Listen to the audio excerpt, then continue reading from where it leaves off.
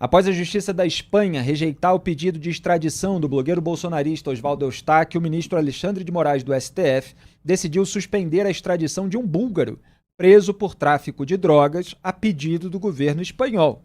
Então, Moraes retaliou a Espanha por não extraditar o blogueiro bolsonarista. Ao negar a extradição do blogueiro, que está foragido desde 2023, a Justiça espanhola afirmou que a solicitação do governo brasileiro tem, aspas, evidente conexão e motivação política, fecho aspas. Perdão. Moraes alegou que a retaliação ao governo espanhol ocorreu porque houve desrespeito ao requisito da reciprocidade. Aspas. Em matéria extradicional, é pacífico o entendimento do Supremo Tribunal Federal no sentido da exigibilidade da reciprocidade pelo país requerente, sendo que a ausência deste requisito obsta o próprio segmento do pedido. Fecho aspas. Aliás, não tem uma vírgula aí que apareceu que me parece que vem da decisão do próprio Moraes, assim como foi repercutida pela imprensa. Vamos caprichar nas vírgulas aí, ministro, porque eu tenho dado umas aulinhas de vírgula nas redes sociais, aí nos stories, no Instagram, qualquer coisa segue lá. O ministro do STF também mandou os Ministérios da Justiça e das Relações Exteriores notificarem a representação diplomática do governo da Espanha. Moraes ordenou que o embaixador espanhol, aspas, preste informações em 5 dias, comprovando o requisito da reciprocidade, em especial do caso citado anteriormente, fecho aspas.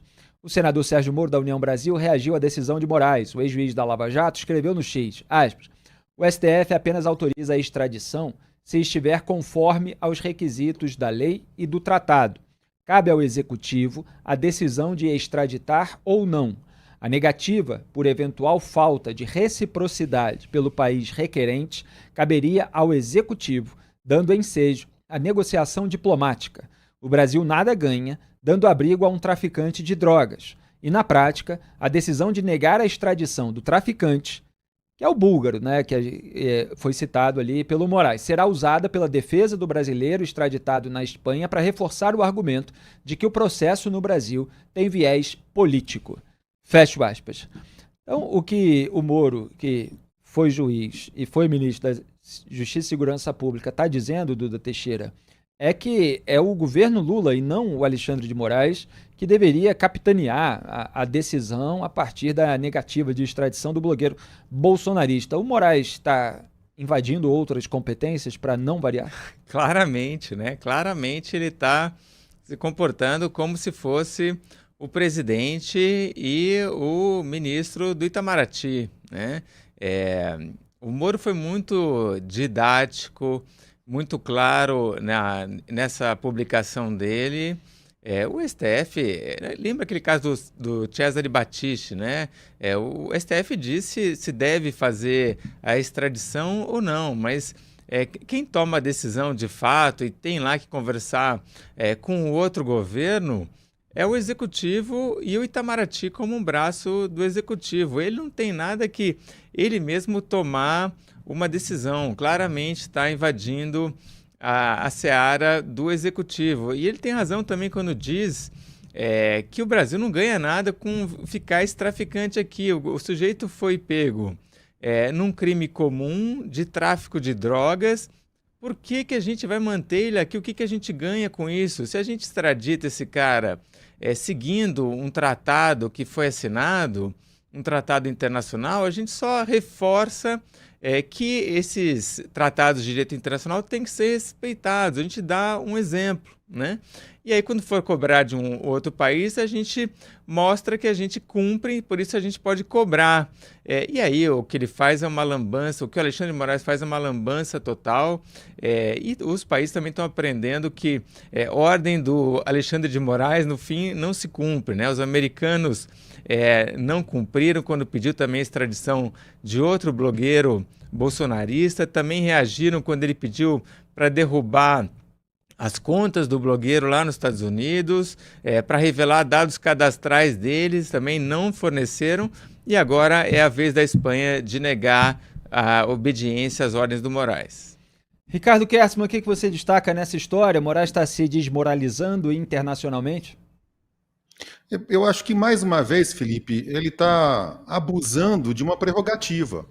Porque, vamos lá, ele alega a assinatura de um tratado de reciprocidade que o Brasil tem com a Espanha para esses casos, né?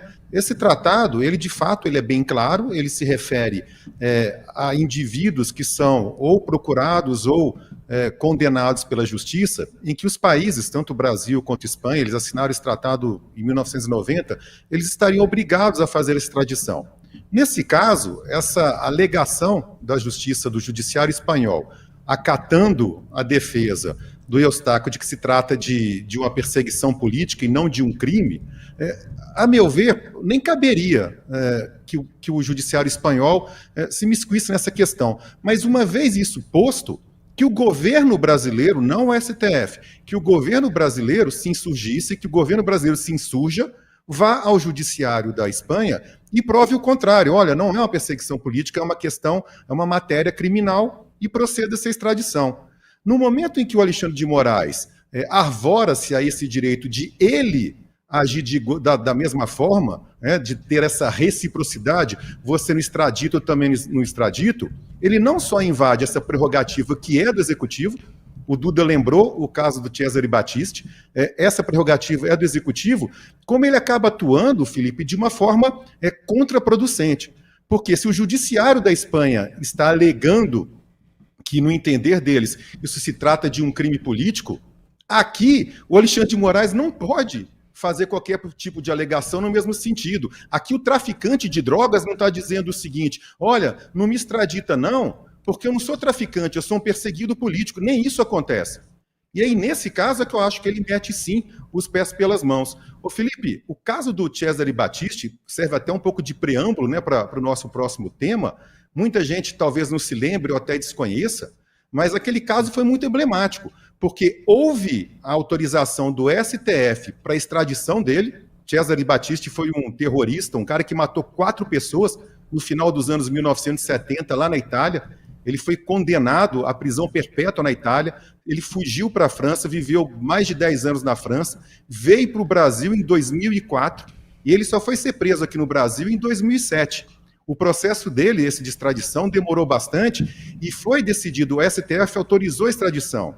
Aí o presidente Lula, à época ele ainda era o presidente, no último dia do mandato, em 2010, falou o seguinte: não extradite, porque é uma prerrogativa do Executivo. E aí depois, só quando o Temer estava no poder, e aí então lá em 2017 já, que esse cara foi preso de novo, porque ele foi solto em 2011, ele foi preso de novo em 2017, e só em 2018 que o Temer, como chefe do Executivo, procedeu com a extradição. Então é interessante porque fica muito claro qual que é o papel do Judiciário e do Executivo nesse caso. E o Alexandre de Moraes, mais uma vez, quer ser tudo ao mesmo tempo. E aproveitando que vocês dois citaram o caso de Cesare Battisti, sobre o qual eu escrevi, comentei muito em rádio, em vídeo, na época, eu nunca posso deixar de ilustrar esse caso com essa foto histórica. Pode colocar na tela, produção. Olha o Cesare Battisti, o terrorista italiano, junto com a esquerda brasileira, de mãos dadas. É isso mesmo. Você tem ali Chico Alencar, Ivan Valente, do PSOL, o Eduardo Suplicy, historicamente ligado ao próprio PT, Cristóvão Buarque, toda a turma ali de mãos entrelaçadas com o Cesare Battisti. E ele confessou o envolvimento nos 4 assassinatos em 2019. E aí deixou toda essa turma que ficava passando pano para ele com cara de bunda. A gente tem que falar aqui o português bem claro. O Tarso Genro, que tinha sido ministro da Justiça em governo do PT, ele chegou a afirmar que a confissão teria sido uma tentativa de reduzir a pena. Então, assim, nem quando o sujeito confessou, ele quis legitimar a confissão. E alguns tiveram que ajeitar um pouquinho a sua posição. Não, na época a gente não sabia, etc. Quer dizer, foi no último dia do segundo mandato do Lula, foi 31 de dezembro de 2010 que o Lula concedeu esse asilo e, obviamente, foi muito criticado ao longo dos anos por quem não é petista, por quem não é lulista. Lamentavelmente, dentro da esquerda é difícil haver crítica à sua liderança, como dentro do bolsonarismo também é. E depois das confissões ficou ainda pior para toda essa turma que consentiu.